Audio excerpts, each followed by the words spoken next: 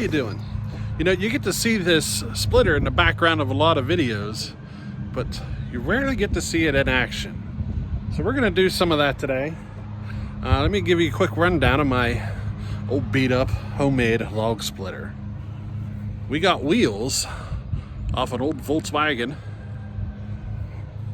The whole engine and this plate here and everything came off a rototiller. It's a 5 horsepower Briggs. I believe it's dated at 1969. Got an old propane tank for the hydraulic oil. Half of my hydraulic lines, or most of them, were just scavenged from whatever. So, you know, they look like spaghetti in there. I believe this came off the tractor here. The handle. I can't think of what it's called off the top of my head, but pretty sure that came off the tractor. And then we got the push. Whoops. There we got the homemade pusher and the homemade wedge. If you look at the wedge, you'll see it's had some modifications throughout the years, but this seems to be the best setup here with a nice big wedge with a blade in front. You know, for me, this seems to be the best setup. I wish I had a table, but you can see down there, that's where it hooks up. So if I put a table here, I'd have an issue hooking it up. Now I'm thinking about extending it, but I'd have to put, you know, a hand crank for a trailer and everything on there, you know. But let's give her a run. I got a piece of wood here I need to get split up, so I figured why not. Now this wood's probably too big to lift, I should say. It's probably too big to lift, so I'll probably have to quarter it up first with the fiskars and then throw it on the splitter. If you're not familiar with red oak, a piece this size is probably pushing 200 pounds. I'll try to lift it, but I doubt I will.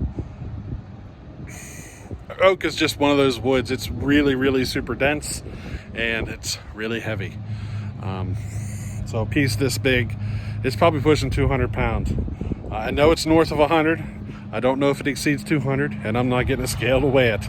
But I can tell you she's heavy, and I probably will barely be able to just get it off the ground.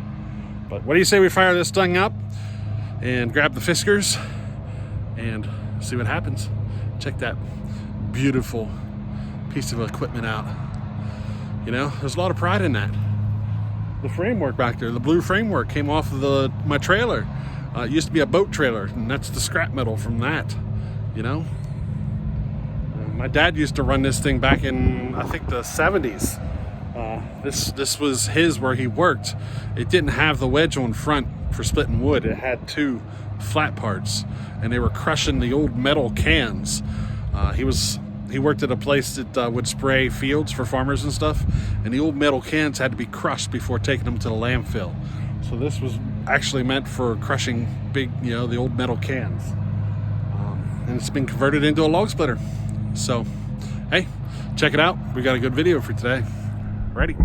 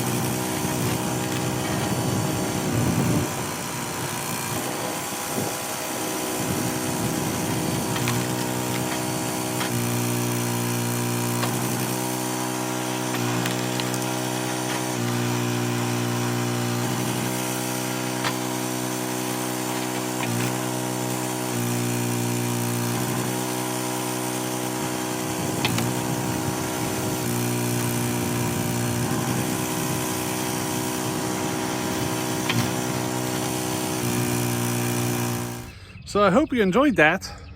Now I got a question for you small engine gurus out there, especially these old ones. The starter on this thing, you see how I got the rope tied over there? So you probably know what I'm talking about. This thing will squeal like a son of a gun until it gets good and warmed up. I've tried lubing the snot out of it, and I've tried replacing the, well, what do they call it? See, there's another thing I don't know the name of. The little bearing piece in there that all attaches and everything. That's brand new in there, and it still does it. I think it's because this thing has a tremendous amount of slop in it. Like the part that the rope actually attaches to, it's bouncing around in there like crazy. Any of you guys know a quick fix or an easy fix or a fix of some sort? She squeals like a son of a gun, I tell you. And if I tie the rope over there like that, it keeps it from jamming up on me, because when it squeals, it'll spin the rope backwards, like spit it out of there, and then it ends up getting tangled up inside of here and just messing everything up.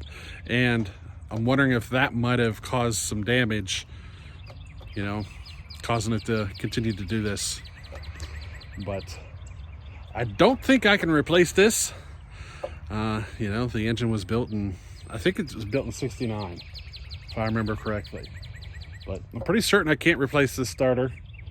But I'm wondering if any of you guys might know a fix. Now I'm thinking about replacing the motor. I am thinking about it. This engine is a bear to start in cold weather. Like pretty bad. You know, you're starting ether and everything to get her going. But there's a little inside secret that I'm kind of thinking about doing this. This down here. This is right here. This is my Cub Cadet snowblower. I'm thinking about replacing the snowblower. The engine's still good. The rest of it's pretty wore out. All the cables are wore out. They all need replaced. The friction pulley inside is just having trouble. You know, it could use a lot of attention to get it back to running like it should. But I'm thinking about pulling the engine off of this and putting it on a splitter. Now this has the 120 volt plug where you plug in and then you have electric start, which, you know, might not be a bad idea. And I'm wondering if that starter would actually run off a power inverter and, you know, make it to where I could just plug it in to the power inverter and then start it off in my truck that way. I'm kind of curious to know if it would work like that. I should try it sometime. But I'm thinking about doing that mod and replacing the engine on the splitter. Now that engine is 8 horsepower on the snowblower. The splitter has a 5 horsepower engine on it. Now the motor size doesn't make as much of a difference as having just good, strong, powerful hydraulics.